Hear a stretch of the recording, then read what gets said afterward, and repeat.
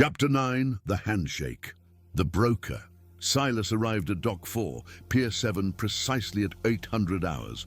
The location was a derelict stretch of waterfront, old, listing wooden piers guarded by chain-link fences and a single, permanently closed warehouse. It smelled of low tide, diesel fumes, and poverty. A perfect place for an illicit transaction. Waiting for him was Gus, his former combat trainer and now his sole broker. Gus wasn't just a facilitator. He was a gatekeeper to Silas's life as an assassin, a secondary character rooted firmly in the military contractor world. Gus leaned against a rusted piling, a thick canvas duffel bag resting at his feet. He wore expensive sunglasses and an expression of profound, tired boredom. "Sigh," Gus greeted, his voice low and raspy. "Rough toe, huh?" Silas didn't smile. "Cleaner than the body suggests.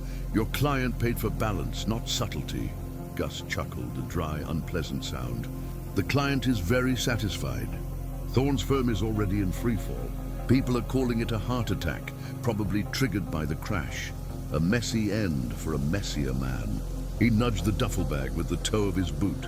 "The ledger is balanced. 250,000 euros, less my 15%.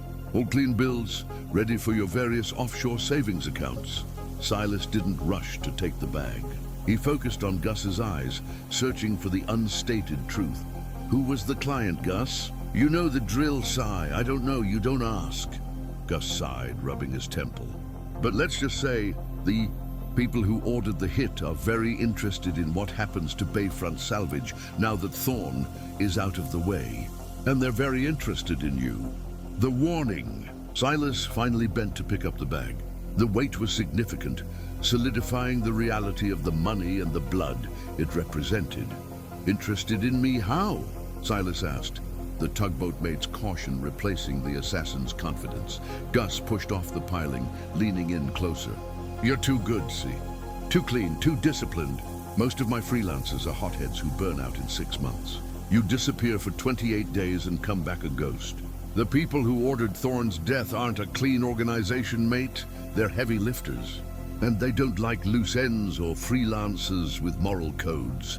Gus's voice dropped to a conspiratorial whisper. "They know you left the girl alive, Si. The one who saw you.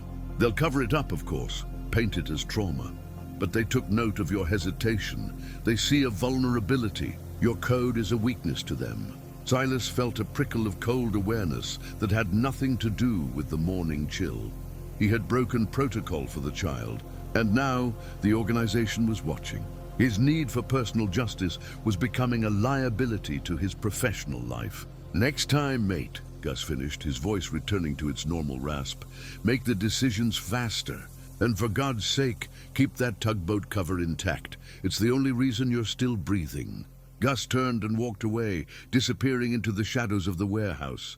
Silas stood alone on Pier 7, the heavy bag of money now feeling less like a reward and more like a leash. The ironclad was his safe harbor, but the waters around it were getting treacherous. The money has been retrieved and a major new threat has been introduced. The powerful organization that hired Silas is now monitoring him. His 28-day escape route is at risk.